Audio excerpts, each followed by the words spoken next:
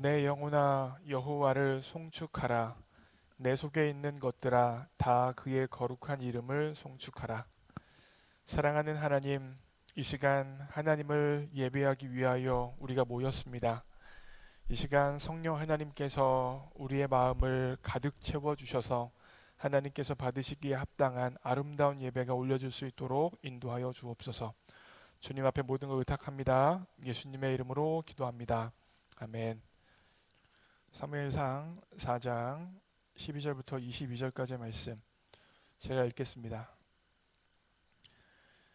당일에 어떤 베냐민 사람이 진영에서 달려나와 자기의 옷을 찢고 자기의 머리에 티끌을 덮어쓰고 실로에 이르니라. 그가 이를 때는 엘리가 길 옆 자기의 의자에 앉아 기다리며 그의 마음이 하나님의 괴로 말미암아 떨릴 쯤이라. 그 사람이 성읍에 들어오며 알림에 온 성읍이 부르짖는지라. 엘리가 그 부르짖는 소리를 듣고 이르되 이 떠드는 소리는 어찌 됨이냐. 그 사람이 빨리 가서 엘리에게 말하니 그때에 엘리의 나이가 98세라. 그의 눈이 어두워서 보지 못하더라. 그 사람이 엘리에게 말하되 나는 진중에서 나온 자라. 내가 오늘 진중에서 도망하여 나왔나이다. 엘리가 이르되 내 아들아 일이 어떻게 되었느냐. 소식을 전하는 자가 대답하여 이르되 이스라엘이 블레셋 사람들 앞에서 도망하였고 백성 중에는 큰 사륙이 있었고 당신의 두 아들 홈니와 비느하스도 죽임을 당하였고 하나님의 괴는 빼앗겼나이다. 하나님의 괴를 말할 때에 엘리가 자기 의자에서 뒤로 넘어져 문 곁에서 목이 부러져 죽으니 나이가 많고 비대한 까닭이라. 그가 이스라엘의 사사가 된 지 40년이었더라. 그의 며느리인 비느하스의 아내가 임신하여 해산할 때가 가까웠더니 하나님의 괴를 빼앗긴 것과 그의 시아버지와 남편이 죽은 소식을 듣고 갑자기 아파서 몸을 굽으려 해산하고 죽어갈 때에 곁에 서 있던 여인들이 그에게 이르되 두려워하지 말라. 내가 아들을 낳았다 하되 그가 대답하지도 아니하며 관념하지도 아니하고 이르기를 영광이 이스라엘에게서 떠났다 하고 아이 이름을 이가보지라 하였으니 하나님의 괴가 빼앗겼고 그의 시아버지와 남편이 죽었기 때문이며 또 이르기를 하나님의 괴를 빼앗겼으므로 영광이 이스라엘에게서 떠났다 하였더라. 아멘. 반갑습니다. 예수님을 알고 예수님을 알게 하는 목자 안성용입니다. 오늘은 사무엘상 4장 12절부터 22절을 본문으로 영광은 이미 떠나갔습니다 라는 제목으로 하나님의 말씀을 나눠보겠습니다. 저는요 오늘 설교를 통해서요 이 한 문장을 설명하려고 합니다. 바로 이 한 문장이에요. 여러분 한번 읽어보실게요. 시작. 오늘 우리의 예배가 우리 미래를 결정한다. 예전에 제가 미국에 유학 오기 전에 함께 신앙생활하면서 모셨던 담임 목사님이 계십니다. 그분의 이름은 마형락 목사님이신데요. 제가 한번 설교를 준비하면서 예전에 제가 참 사랑하고 존경했던 목사님이라 얼굴을 한번 볼 수 없을까 하다가 사진을 찾아보니까 사진이 한 장 있더라고요. 바로 이 사진인데 이 사진에서 맨 왼쪽에 계신 분이 이 마형락 목사님이에요. 이게 접니다. 저게 2006년 때 사진이에요. 2006년 때 사진. 네, 지금으로부터 16년 정도. 네, 제가 저렇게 날씬할 때가 있었습니다, 여러분. 네, 진짜 날씬할. 저도 어저께 사진 찾아보고 깜짝 놀랐어요. 야, 내가 저렇게 날씬할 때가 있었구나. 네, 저 맨 왼쪽에 계신 분이 바로 마형락 목사님이란 분인데요. 저는 사실 이 목사님은 굉장히 유명한 분은 아니십니다. 뭐 굉장히 교계적으로 알려져 있고 뭐 여기저기서 뭐 초청받는 그런 목사님은 아니에요. 그런데 저의 마음에는 그 어떤 목사님보다 유명한 분이 바로 이 목사님이십니다. 이분의 인격과 삶이 참 예수님을 닮았기 때문입니다. 그래서 제가 참 존경하고 닮고 싶고 따랐던 분입니다. 사실 혹여나 여러분들이 제가 안성윤 목사가 교회에서 목회하는 걸 보시면서 안성윤 목사 이런 면에 있어서는 목회를 참 잘하는 것 같다라고 생각하신다면 대부분의 것은 우리 마형락 목사님한테 배운 겁니다. 제가 이 목사님과 친밀하게 교제하고 이분이 성도님들을 어떻게 섬기고 어떻게 사랑하는지를 보면서 제가 배운 거예요. 그만큼 제가 참 사랑하는 분인데요. 이분이 뭐 언변이 탁월하거나 지식이 정말 뭐 엄청나진 않습니다. 그럼에도 불구하고 이분이 살아왔던 삶과 인격과 이분의 헌신이, 하나님과 교회를 향한 헌신이 제 마음에 여전히 남아 있습니다. 그런데 언젠가 이분이 저에게 이런 말씀하셨어요. 본인의 장점이 뭔지 아냐고. 그래서 저는요, 목사님이 장점이 사실 많이 있어요. 이분이 굉장히 공부를 열심히 하시는 목사님이셨습니다. 제가 2006년이니까 이분이 50대 초반이었는데, 그때에도 이분은요, 히브리어를 공부하시고 헬러어를 공부하시고 고고학을 공부하시면서 다방면에 있어서 공부하는 거 멈추지 않으셨던 목사님이었어요. 정말로 공부도 열심히 하고 성도님들을 열심히 섬겼던 분이라서 공부 열심히 하는 것, 아니면 하나님과 교회를 위해서 헌신하는 것, 다양한 생각이 나더라고요. 목사님이 본인의 장점을 물어보니까요. 근데 목사님께서는 정말 예상 외의 답변을 저에게 해주셨습니다. 바로 목사님이 해주셨던 본인의 장점은 바로 이거였어요. 읽겠습니다. 시작. 나는 내가 얼마나 나쁜 놈인지를 알아.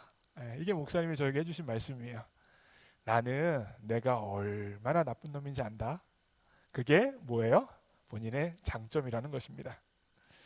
저는 이분을 기억하면 항상 떠오르는 모습 중에 하나가 무엇이냐면, 목사로서 예배를 준비하고 예배를 집례하기 전에 항상 앞자리에 나오셔서 기도를 하고 계셨는데, 앞자리에 나와서 기도하는 그 모습 자체가 얼마나 제 마음에 은혜가 되어졌는지 모릅니다. 정말 간절히 하나님 앞에서 어떻게 하면 예배가 하나님 받으시는 예배가 될 수 있을까, 정말 간절히 머리를 조아리시면서 기도하셨던 모습이 생생합니다. 제가 물어보진 않았지만 아마도 그런 기도를 하지 않았을까요? 하나님, 나같이 나쁜 놈이 예배인들 합니다. 나 같은 죄인이 예배인들 합니다. 하나님의 은혜와 하나님의 도우심이 없으면 예배가 되어질 수 없습니다. 이 마음 가지고 머리를 조아리면서 기도하진 않으셨을까, 그런 생각이 듭니다. 여러분, 이 세상을 살아가면서 우리는 여러 가지 어려움을 겪습니다. 어려운 환경일 수도 있고요, 특별히 어려운 사람과의 만남일 수도 있습니다.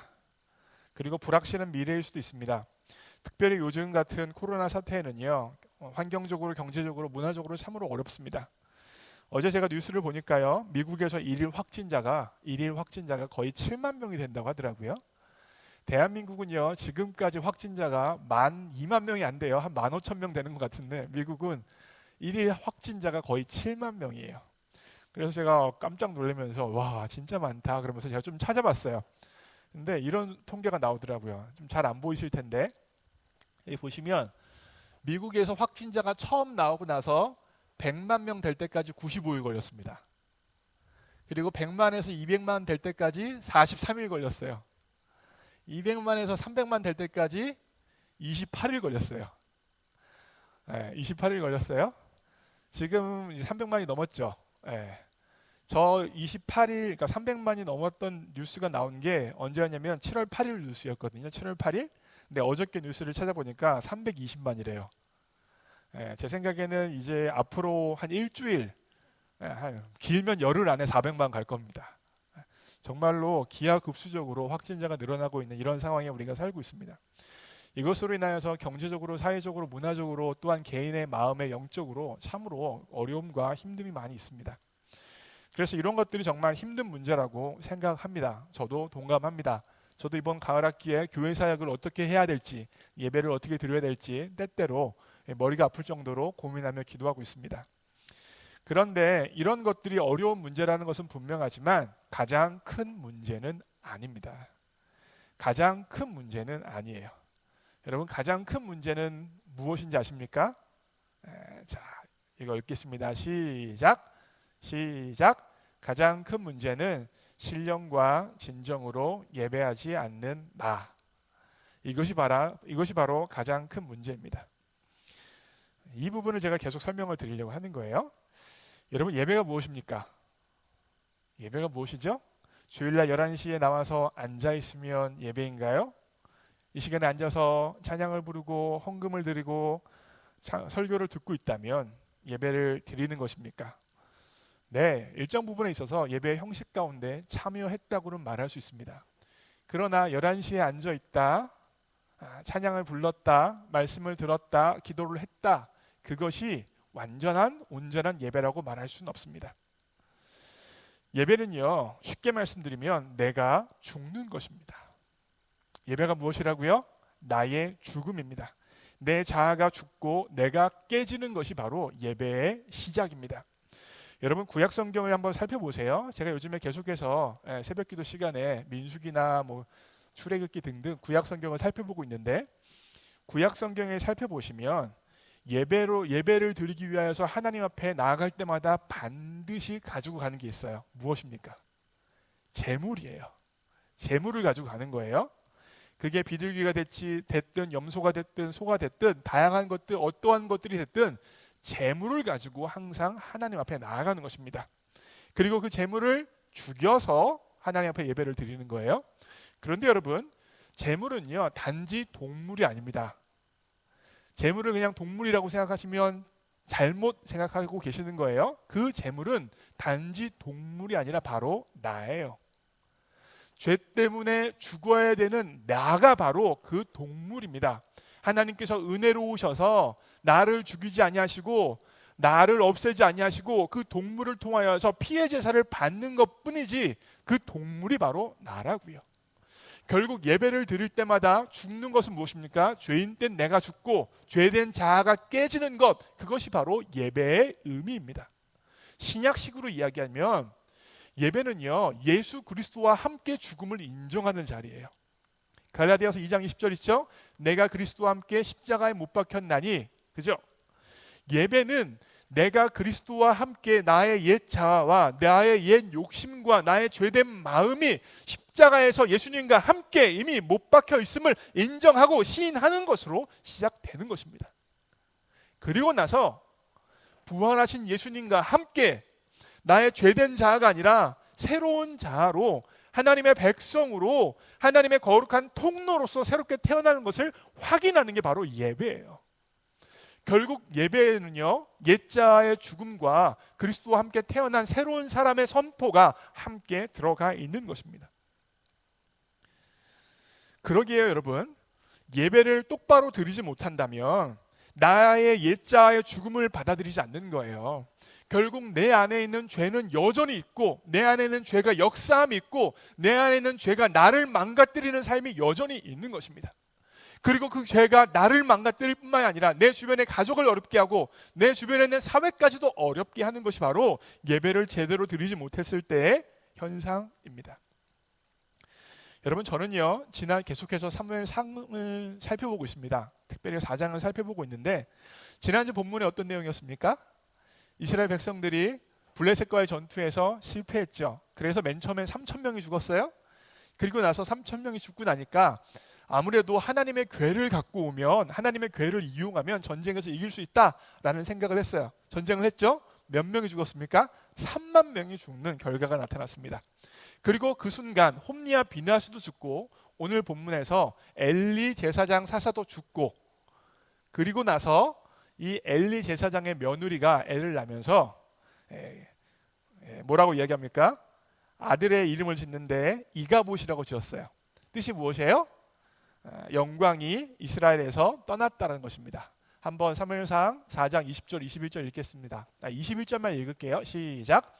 이르기를 영광이 이스라엘에서 떠났다 하고 아이 이름을 이가봇이라 하였으니 하나님의 궤가 빼앗겼고 그의 시아버지와 남편이 죽었기 때문이며. 법궤를 빼앗기고 이스라엘의 사사와 그리고 자신의 남편의 죽음을 목도하면서 영광이 이스라엘을 떠났다라고 하면서 이가봇이라고 지었어요. 그런데 여러분, 저희가 오늘 설교의 제목을 뭐라고 지었습니까? 제 설교의 제목 기억나세요? 영광이 이미 떠났다라고 지었어요. 다시 말하면 법궤를 빼앗기고 사사가 죽고 남편이 죽은 그 순간에 영광이 떠나가는 것이 아니라 훨씬 그 이전에 영광은 이미 이스라엘에서 엘리 집안에서 떠나갔다는 것입니다. 언제 떠났을까요? 언제요? 사무엘상 2장에서 떠났어요. 사무엘상 2장에서 나타났던 사건이 무엇입니까? 엘리의 아들들이 예배를 망가뜨렸죠. 예배를 모욕했죠. 하나님을 모독했죠. 헌물에 손을 대고 헌물을 탈취하고 성전에서 수종드는 사람들과 안 좋은 관계를 맺으면서 예배를 망가뜨리고 예배의 거룩함과 정결함을 망가뜨려 버렸습니다. 그 순간 하나님의 영광은 떠난 거예요. 하나님의 영광이 떠나게 되어진 결과가 뭐예요? 3장에서 하나님께서 새로운 사람을 찾으셨죠. 그게 누굽니까? 사무엘이에요. 사무엘. 그리고 나서 4장에서 어떠한 일이 벌어져요? 하나님의 영광이 떠났는지도 모르고 전쟁에 나가는 거예요. 법궤를 가지고. 하나님은 떠나셨는데 영광은 사라졌는데 전쟁의 법궤를 가지고 나간다고 해서 전쟁에서 승리합니까? 졌던 것입니다. 여러분, 블레셋은요 철기 문명을 가진 백성이었어요. 이스라엘은요 청동기 문명을 가진 백성들이었습니다. 여러분, 철과 청동이 싸우면요 철이 이깁니다. 철이 이겨요. 생각해 보세요. 청동검과 철검을 쨍그랑 하면서 부닥쳤어요. 그러면 몇 번 부닥치다 보면 뭐가 깨져요? 청동검이 깨지는 거예요. 그러면 청동검을 드는 사람들은 맨손으로 칼과 싸워야 되는 겁니다. 전쟁에서 이기겠습니까? 지겠습니까? 질 수밖에 없어요. 지는 것입니다. 결국 이런 측면에서 보면 블레셋 나라는요, 이스라엘 백성들이 전쟁을 했던 블레셋 나라는 전쟁에 있어서의 전문가예요. 반면에 이스라엘은요 전쟁에 있어서는 아마추어입니다. 아마추어예요. 아마추어가 프로페셔널을 이길 수가 없습니다. 예를 들면 이런 겁니다, 여러분. 우리 교회는 음대 앞에 있어서 음대 다니는 친구들이 많은데, 특별히 우리 교회는 피아노 전공하는 친구들이 굉장히 많아요. 피아노 전공 박사하는 친구들 2명이나 있고, 석사하는 친구들은 뭐 한 6명, 7명, 8명 되는 것 같아요. 피아노 전공자가. 자, 이 피아노 전공자들이 있는데, 피아노 전공자가 있는데, 이 피아노 전공자와 취미생활로 재미로 바이올린과 체리니를 열심히 연습하는 친구가 콩쿠르에서 붙었어요. 누가 이길까요? 말하면 말이 안 되죠. 아무리 취미로 바이엘과 체리니 연습을 아무리 열심히 연습해도 아이유에서 피아노 전공하면서 박사 공부하고 있는 학생과 콩쿠르에서 붙으면 이길 수 있는 사람이 있어요? 없어요. 없습니다. 왜 그렇습니까? 아마추어는요 프로페셔널을 이기는 게 불가능해요. 프로페셔널은 그걸 위해 사는 사람이에요. 그걸 위해 삶을 투자하고 그걸 위해서 인생을 거는 사람이 바로 프로페셔널이라고요. 취미 생활로 하는 사람과는 게임이 안 돼요. 블레셋 사람들은요 전쟁에 있어서는 전문가입니다. 이스라엘 백성은요 전쟁에 있어서는 아마추어예요. 그런데 이스라엘 역사를 통해서 보면 전쟁에 있어서 아마추어인 이스라엘 백성들이 블레셋을 이긴다고요. 블레셋과의 전투에서 청동검을 들고 나가서 블레셋에게 승리를 한다고요. 이게 어떻게 가능하냐는 것입니다. 이스라엘 백성들이 하는 건 뭐예요? 블레셋 사람들은 전쟁을 위해서 연구하고 전쟁을 위해서 훈련하는데요. 이스라엘 백성들은 뭘 합니까? 이스라엘 백성들은 구약성경, 특별히 모세의 오경을 보시면 이스라엘 백성들은 전쟁에 있어서는 아마추어지만 한 가지 전문가가 되는 게 있어요. 그게 무엇입니까? 하나님과의 관계에서는 전문가예요. 여러분, 제가 새벽 기도를 통하여서 창세기, 출애굽기, 레위기는 제가 전체적인 그림만 그려드렸어요. 레위기, 민수기를 통해서 나타나는 게 무엇입니까? 모세 오경을 통해서 계속해서 나타나는 게 뭐예요? 군사훈련은 이렇게 해야 된다, 병법은 이런 게 있다, 이런 내용입니까? 아니에요. 예배는 어떻게 드려야 된다, 하나님은 왜 예배해야 된다, 예배 드릴 때 절차는 이런 것이다, 내용 전체가 다 하나님을 어떻게 예배하고 하나님을 어떻게 섬기고 어떻게 하면 하나님의 뜻에 굴복할 수 있는지를 다루는 게 바로 모세 오경의 내용입니다. 결국 이스라엘 백성들은 하나님과의 관계의 전문가이고 예배의 전문가인데, 이 하나님과의 관계의 전문가이고 예배의 전문가일 때 나타나는 현상이 무엇이냐면, 이스라엘 백성이 아마추어일지라도 아마추어 됨 가지고 전쟁에 나가게 되어지면 하나님과의 관계가 있고 하나님의 회복하심이 있기 때문에 하나님이 대신 이스라엘 백성을 대신해서 블레셋과 싸워 주신다는 것입니다. 그 결과 언뜻 보기에는 블레셋과 이스라엘과의 전투인 것 같지만, 하지만 그 실상을 보면 블레셋과 하나님과의 전투가 되는 거예요. 블레셋이 강합니까? 하나님이 강합니까? 하나님이 더 강하시죠. 결국 이스라엘 백성들은요 자기의 자기됨을 가지고 블레셋과 싸우는 것이 아니라 예배를 통하여서 하나님의 백성이 되어져서 예배를 통하여서 하나님이 이스라엘을 대신해서 싸우게 하는 것입니다. 여러분 이해가 되십니까? 그래서 사무엘상 4장 7, 8절에 이런 내용이 있어요. 7절이에요. 읽겠습니다. 시작. 블레셋 사람이 두려워하여 이르되 신이 진영에 이르렀도다 하고 또 이르되 우리에게 화로다. 전에는 이런 일이 없었도다. 무슨 문맥이냐면 이스라엘 백성이 진에 법궤를 가지고 들어왔어요. 그때 이스라엘 백성들처럼 블레셋 사람도 착각했어요. 법궤가 들어오면 이스라엘의 하나님이 전쟁의 진에 들어왔다라고 착각하면서 두려워하고 무서워했습니다. 그러면서 8절 내용이에요. 자, 읽겠습니다. 시작. 우리에게 화로다. 누가 우리를 그 능한 신들의 손에서 건지리요. 그들은 광야에서 여러 가지 재앙으로 애굽인을 친 신들이니라. 무슨 말을 하고 있어요? 블레셋 사람들이 이스라엘을 두려워하는 겁니까? 하나님을 두려워하고 있는 거예요. 하나님을 두려워하고 있는 거라고요. 블레셋 사람들은요, 철기 문명을 가진 블레셋 사람들은요, 이스라엘을 두려워하는 게 아니라, 이스라엘을 무서워하는 게 아니라 하나님을 두려워하고 하나님을 무서워하는 겁니다. 그래서 법궤가 들어왔을 때 떨었던 거예요. 그래서 법궤가 진에 들어왔을 때 무서워하고 떨며 힘들어했던 것입니다. 결국 블레셋은 이스라엘을 대신해서 싸워주시는 하나님을 두려워했습니다. 그런데 사무엘상 2장에서 예배가 잘못 드려지자 하나님의 임재가 이스라엘에서 사라지고 결과적으로 4장에서 전쟁에서 이길 수 있겠습니까? 전쟁에서 질 수밖에 없었던 것입니다. 사랑하는 성도 여러분, 예배가 우리 인생의 미래를 결정합니다. 여러분이나 저나 세상살이에서 아마추어 같은 사람들입니다. 솔직히요, 이 세상은요, 예수님을 안 믿고 대충 믿는 사람들, 혹은 자기 욕심을 차리고 세상과 다른 사람들을 다 이용하는 사람들이 잘 사는 세상입니다. 대표적인 인물이 누군지 아십니까? 트럼프 대통령이에요. 제가 봤을 때는 트럼프는 진짜 나쁜 사람이에요. 다른 건 다 떠나서 이번에 어떤 사태가 있었어요? 블랙 라이브즈 매터라는 사건이 있었죠. 그래가지고 사람들이 워싱턴 DC에서 시위하고 있었을 때 트럼프 대통령이 뭘 했습니까? 시위대 다 쫓아내고, 거기서 이제 데모하고 있는 사람 다 쫓아내고, 경찰력 동원해서 다 쫓아내고, 백악관 앞에 있는 교회에 가서 성경책 이렇게 들고 사진 찍었죠. 공권력으로 다 물어내고, 정말 이해할 수가 없는데, 그런 사람이 더 잘 되는 게 이 세상입니다. 자기의 이득과 자기의 욕심을 위하여서 다른 사람들 다 이용하고 다른 사람들을 다 사용하는 사람들이 더 부자 되고 더 잘 사는 것 같은 세상이 바로 이런 세상입니다. 여러분과 저는요, 사실 그렇게 살지 못합니다. 세상 성공을 위한 프로페셔널처럼 살아가지 못해요. 우리는 다 어리숙하고 부족한 사람들입니다. 아마추어예요. 그렇게 독하지도 않고요, 그렇게 남을 이용하고 사용할 수도 없고요, 다른 사람들을 속이고 다른 사람들을 어렵게 할 수도 없습니다. 차라리 내가 어렵고 맙니다. 이런 측면에서 보면 우리 모두 다 아마추어 같은 사람이에요.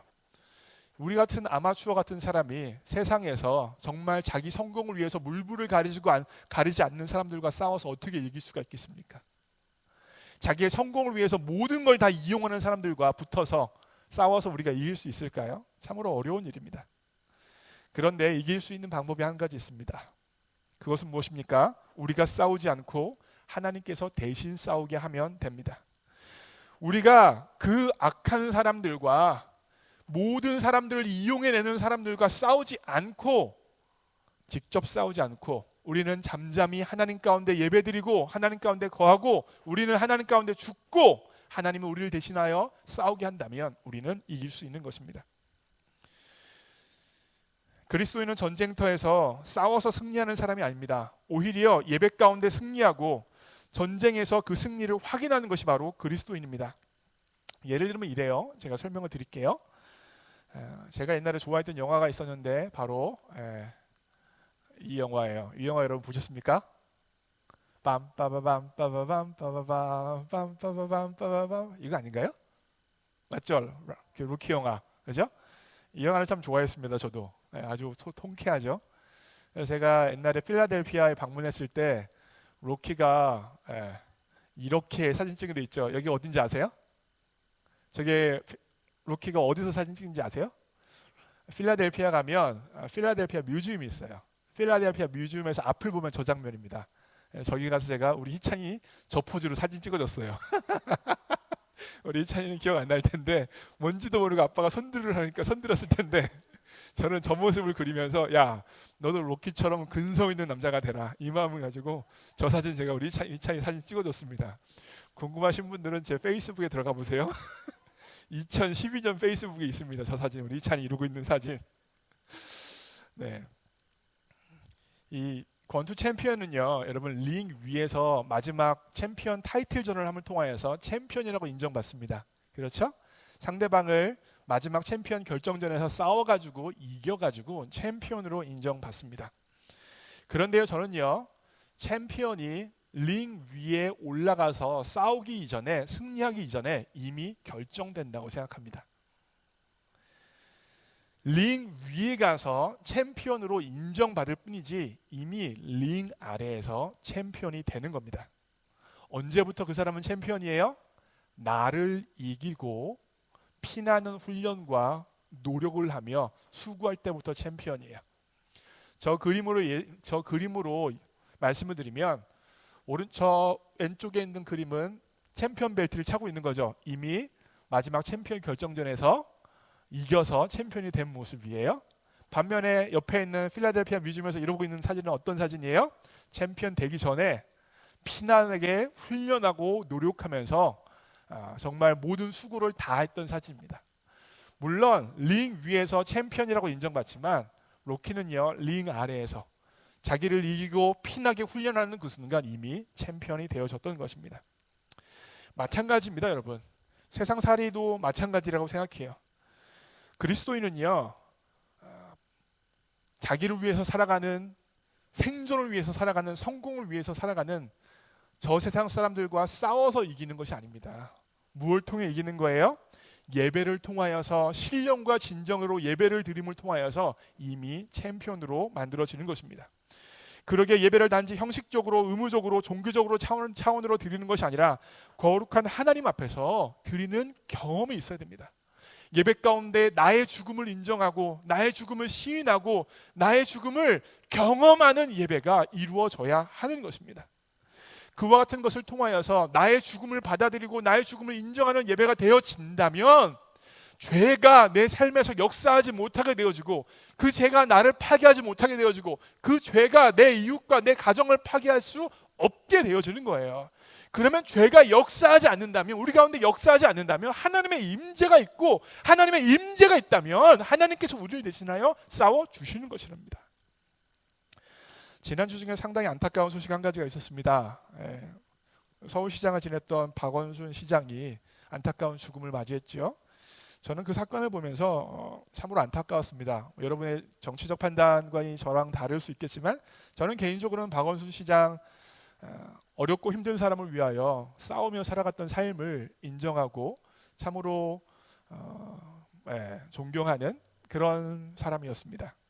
그런데 그런 분이, 참 어렵고 힘든 사람을 위하여 애썼던 분이 안타까운 죽음을 맞이했던 모습을 보면서 제 마음도 참 찹찹하고, 어떻게 이렇게 될 수 있나.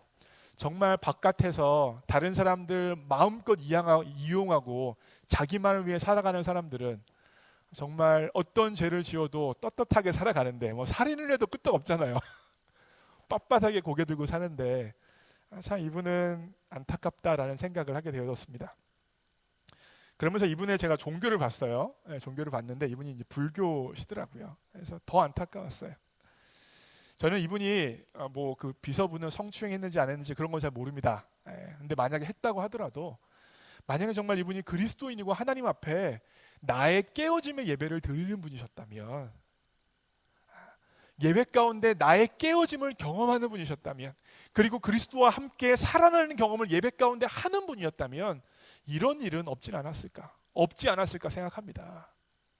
예배 가운데 형식적으로 의무적으로 드리는 것이 아니라 예배에 나와서 나를 깨뜨리고 나의 죄악을 깨뜨리고 나의 죽음을 인정하고 그리스도 가운데 새롭게 태어난 나를 경험하면서 살았다면 그 성추행하는 그런 죄들이 틈타지 못할 수 있지 않았겠습니까? 뿐만 아니라 만약에 혹여나 그 순간 그 순간 판단을 잘못해서 그와 같은 죄를 지었어요. 그렇다고 하더라도 예배 가운데 나의 죽음을 인정해요. 나의 죽음을 시인해요. 그리스도를 바라봐요. 그리스도께서 나를 대신하여 모든 수치를 당하셨음을 인정해요. 그렇다면 자살이라는 그와 같은 아픈 결과는 있지는 않았을 거라는 생각이 듭니다. 사랑하는 성도 여러분, 오늘 예배가 중요합니다.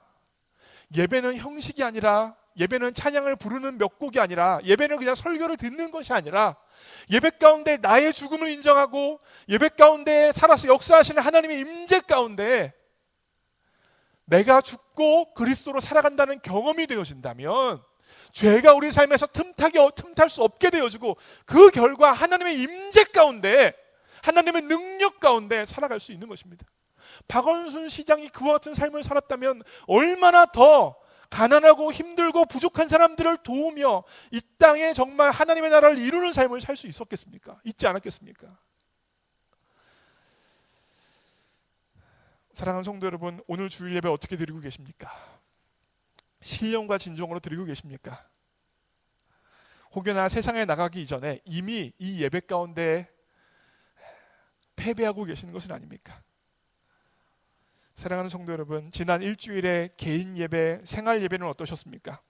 개인 예배를 통하여서 하나님 앞에 엎드리는 시간이 있으셨습니까? 개인 예배를 통하여서 하나님 앞에 죽는 시간이 있었습니까? 개인 예배를 통하여서 내가 깨어지는 시간이 있으셨습니까? 공적인 예배를 통하여서 내가 깨어지고, 개인 예배를 통하여 내가 깨어지고, 나의 죄가 깨어지는 경험을 해야 죄가 우리를 틈타지 못하고, 죄가 우리를 지배하지 못하고, 죄가 역사하여 우리 가족을 망치는 일이 없는 것입니다. 그러기에 예배가 우리의 미래를 결정합니다. 엘리의 며느리는 여호와의 영광이 전쟁에서 지고 남편이 죽고 시아버지가 죽은 그 순간에 떠났다고 생각했습니다. 그렇지 않습니다. 여호와의 영광은 이미 예배가 망가졌을 때 떠났습니다. 오늘 설교를 마무리합니다. 지난 1월 달에 하도균 목사님 우리 교회 와서 부흥회 하셨죠? 네, 기억나시죠? 네. 그때 부흥회 안 했으면 우리 부흥회 못할 뻔했어요. 그때 우리 임원회 하면서 고민했었거든요. 우리 1월 달에 부흥회 할까 아니면 가을에 부흥회 할까. 그러다가 제가 1월 달에 합시다. 1월 달에 하시죠 했는데 정말 그때 안 했으면 부흥회 언제 할지 모릅니다. 우리 하도균 목사님이 부흥회 하셨는데, 하도균 목사님이 2000년대 초반에 교회를 개척하셨었어요. 그러니까 신학대학원 교수 되기 이전에 교회를 개척해서 부천에서 교회를 개척하셨는데, 교회가 참 굉장히 잘 성장하고 부흥했던 교회였습니다. 그리고 청년들도 많은 교회였어요. 근데 하도균 목사님이 이 청년들을 데리고 이제 단기 선교를 많이 다니셨습니다. 이제 세계 비전을 가져야 된다 하면서 단기 선교를 많이 다니셨고, 저도 저희 교회 청년들을 데리고 단기 선교를 가고 싶었는데 누가 인도하는 단기 선교를 제가 가본 적이 없었던 거예요. 저 또한 단기 선교 경험이 전혀 없었던 거죠. 그래서 제가 경험도 없이 괜히 우리 청년들 많은 돈 들여서 선교 가는 건데, 많은 돈과 시간을 들여 가는 건데 피해를 주면 안 되잖아요. 그래서 한 번은 하도균 목사님의 교회 단기 선교에 조인해서 거기서 경험을 하고 우리 교회 자체적으로 내년에 단기 선교를 가자라고 이야기를 했었습니다. 그래서 우리 교회 팀을 데리고 하도균 목사님 교회 청년들 단기 선교에 참여했어요. 그때 단기 선교가 일본 단기 선교였거든요. 그래서 참 좋은 많은 경험을 제가 그때 했고, 그걸 경험해서 그 내년에 그 다음에 제가 우리 교회 청년들 데리고 네팔에 단기 선교를 갔다 왔었습니다. 근데 일본 단기 선교를 갔었는데, 그러니까 여러 가지 선교 활동도 하지만 단기 선교 가면 단기 선교 팀끼리 예배를 드리기도 합니다. 예배를 드리면서 하나님의 은혜가 이 땅 가운데 임하게 해달라고 기도를 하곤 했습니다. 근데 하도균 목사님 교회 청년들과 저희 교회 청년들이 엄청 친해져가지고 막 재밌게 놀고 떠들고 막 장난치고 막 그래요. 그러다가 하도균 목사님이 이제 예배합시다 딱 그러면 제가 깜짝 놀란 게 뭐냐면, 그 교회 청년들이 눈이 달라져요. 눈이 탁 돕니다. 그 전에 그렇게 막 놀고 떠들고 막 그러다가 예배 드립시다 그러면 눈이 번쩍하면서 눈이 탁 바뀌어요. 그러면서 찬양 한 곡 딱 부르는데 벌써 예배 찬양을 한 30분 한 사람처럼 예배로 찬양으로 쑥 들어가는 걸 제가 경험을 했습니다. 그러면서 제가 참 하동현 목사님이 나보다 훨씬 더 훌륭한 사역자긴 사역자구나. 어떻게 사람들을, 청년들을 훈련시켰길래 예배 드립시다 한마디 선언만 딱 하고 나면 찬양을 부르면서 애들이 찬양으로 이렇게 쑥 들어가냐. 재밌는 건요, 처음에는 저희 교회 청년들이 그 분위기에 적응이 안 됐어요. 근데 그렇게 그 교회 청년들이 반응하는 걸 보니까 저희 교회 청년들도 한 이틀 지나니까 애들도 찬양합시다 하고 찬양 딱 시작하면 쑥 들어가더라고요. 그때 불렀던 찬양이 바로 이 찬양입니다. 예배합니다 한번 틀어주세요. 완전하신 나의 주 의의 길로 날 인도하사 행하신 모든 일 주의 영광 다 경배합니다. 그 다음에 나는 가사가 예배합니다, 찬양합니다, 주님만 날 다스리소서. 여러분, 예배가 뭐냐? 바로 주님이 나를 다스리는 시간이 바로 예배예요. 다른 의미도 있지만 예배는 죄된 우리를 다스리는 시간이에요. 그 하나님 앞에 엎드려지는 시간이라는 것입니다. 오늘 이 찬양을 할 텐데 여러분, 마음을 다해서 한번 찬양해 보면 어떨까요? 힘을 다해 찬양해 보면 어떨까요? 우리 하동현 목사님 교회 청년들이 예배합시다 하면 눈이 확 돌았던 것처럼, 그 전에 농담하고 놀다가도 예배만 드린다면 저 온 마음 다해 온 생명 다해 완전히 집중했던 것처럼, 여러분의 주일 예배와 여러분의 개인 예배가 그렇게 하나님 앞에 집중해 드리는 예배가 되어지길 원해요. 그 결과 예배 드리면서 하나님이 나를 다스리는 시간, 하나님이 나를 지배하는 시간, 하나님이 나를 통치하는 시간을 경험할 수 있기를 소원합니다. 함께